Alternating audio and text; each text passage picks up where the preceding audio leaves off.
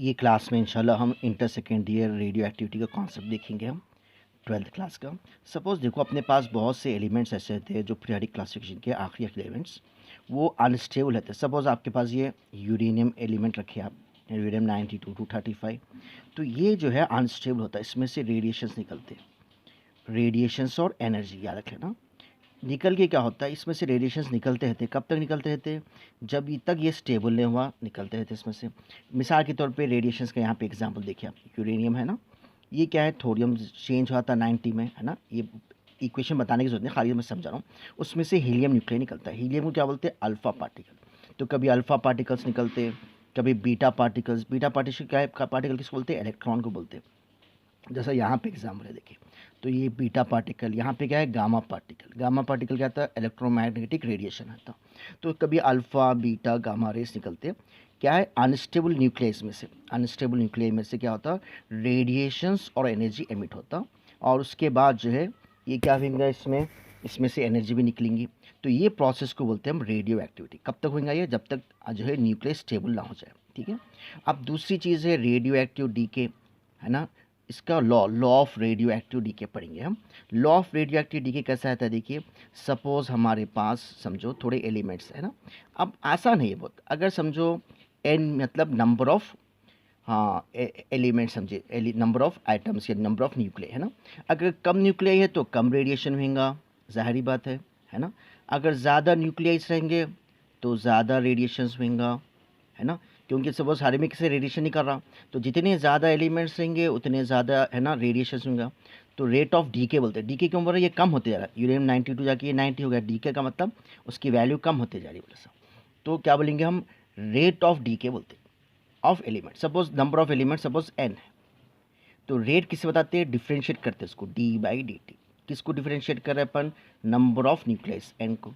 तो इसका मतलब होता है rate of decay, D N by D T. Rate of decay is directly proportional to the number of nucleus, नहीं तो नंबर ऑफ, है ना, नहीं तो amount of substance present at that instant. N का मतलब क्या है ना, अमाउंट ऑफ सब्सटेंस बोलो ना, जो भी है ना। तो जितना एलिमेंट रहेगा उतना उसका रेट ज़्यादा रहेगा, है ना। It depends upon the amount of substance. तो क्या बोलेंगे? Rate of decay is proportional to the amount of substance present at that instant, यानी जिस वक्त पे जितना उसका सब्सटेंस रहेगा, अमाउंट रहेगा, उतना ज़्यादा उसका रेट रहेगा। अगर ज़्यादा अमाउंट रहा तो ज़्यादा तेज़ डीके होगा, है ना, ज़्यादा डीके होगा उसमें से, है ना। और अगर कम अमाउंट रहा तो कम डीके रहेगा।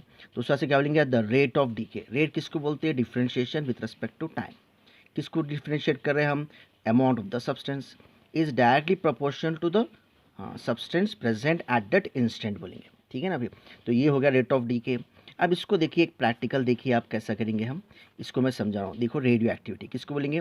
The phenomena of emitting radiations and energy by कौन? भाई radio active unstable radio active nucleus till it attend stability is called radio activity. अभी समझाना मैं एग्जाम्पल्स को से, यूरेनियम, रेडियम, पोलियम, ऐसे बहुत से, है ना, आखिरी एलिमेंट्स जो होते हैं हमारे क्या है पीरियोडिक टेबल के, वो रेडिएशंस ऑकर करता है उसमें। और रेडियो एक्टिविटी, है ना। तो यहाँ पे sorry, examples of radio active elements है, ये गलत हो गया, रेडियो एक्टिव एलिमेंट्स। तो example of radio active elements क्या रहेंगे? अल्फ़ा बीटा गामा, और भी फोटोन होते हैं, न्यूरॉन्स होते हैं, बहुत सी चीज़ें होती हैं, फिर खुद याद रख लो, अल्फ़ा बीटा गामा एक्सेट्रा। ये क्या है? रेडियो एक्टिव रेडिएशंस है ये, सॉरी, रेडियो एक्टिव रेडिएशंस रहेंगे। रेडियो एक्टिव रेडिएशंस को किसके किसके होते हैं भाई? अल्फ़ा बीटा गामा, और बहुत से एलिमेंट्स हैं। अभी लॉ भी देखे नाम पर। लॉ क्या है? The radioactive decay is directly proportional to the number of nuclei present at that instant. Number of nuclei भी बोल सकते हैं, तो amount of substance present at that instant. कैसा लिखे? D N by D T is proportional to, है ना, proportional to N. इसको थोड़ा और डिटेल में समझाएंगे, अब इसका प्रूफ करना था अपने को। अभी समझाना, D N by D T is proportional to N, ठीक है। प्रोपोर्शनलिटी निकाल के यहाँ पे हम कांस्टेंट यूज़ करते हैं माइनस के। माइनस क्यों यूज़ कर रहे हैं? अगर वैल्यू जो है कम होती जा रही है ना, जैसा टाइम बढ़ते जाएगा उसका अमाउंट कम होते जाएगा, क्योंकि डीके हो रहा, रेडिएशन निकलते जा रहा है उसमें से, डीके यानी वो चीज़ ख़त्म होती जा रही है बोले सर, ठीक है ना। तो अब यहाँ पे प्रोपोर्शनलिटी निकाल डालो, D N by D T, proportional निकाल के क्या करेंगे, कांस्टेंट माइनस क्यों यूज़ करें, भी समझा मैं। हमेशा याद रखना प्रोपोर्शनलिटी निकाल के इक्वालिटी लगाए तो कांस्टेंट आता। ये डी टी उधर लेके चले आओ तो D N equals to minus K N D T. ये एन ये साइड ला लो, डिवाइड हुआ था, ऐसे रख सकते इसको, D N by D N equals to minus के इंटू डी टी।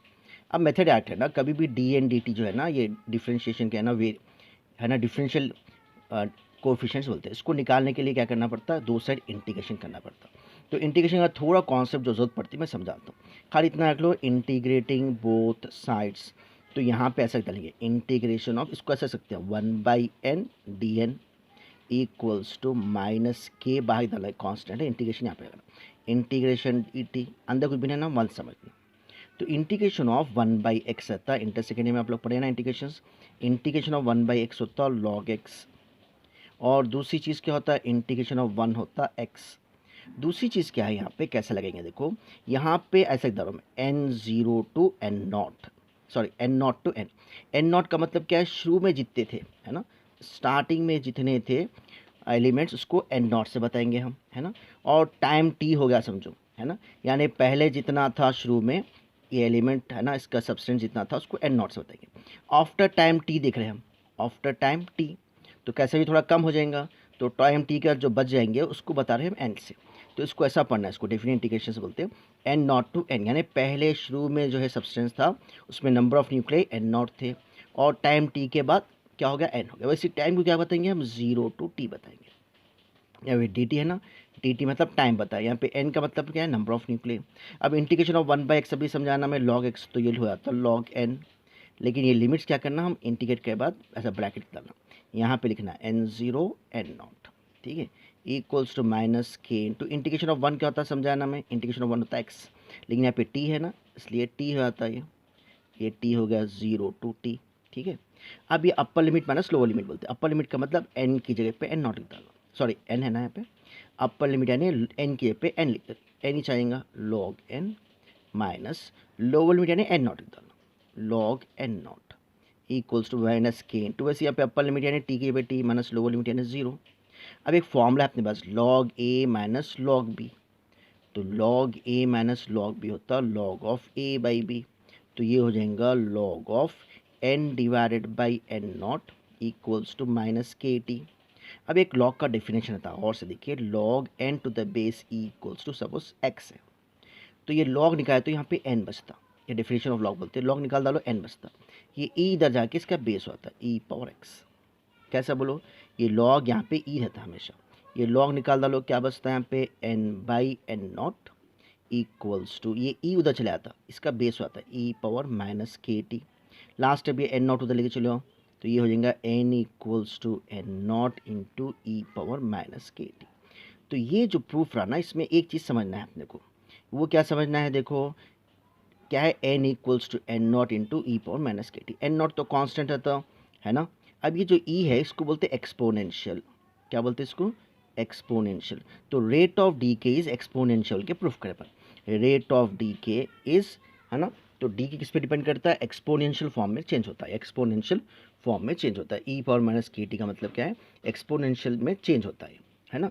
अब इसको फिर एक बार समझा रहा हूँ मैं, ये तो ऑलरेडी अभी समझा था मैं, रेट ऑफ डीके है ना, rate of decay of a substance is directly proportional to the amount of substance present at that time.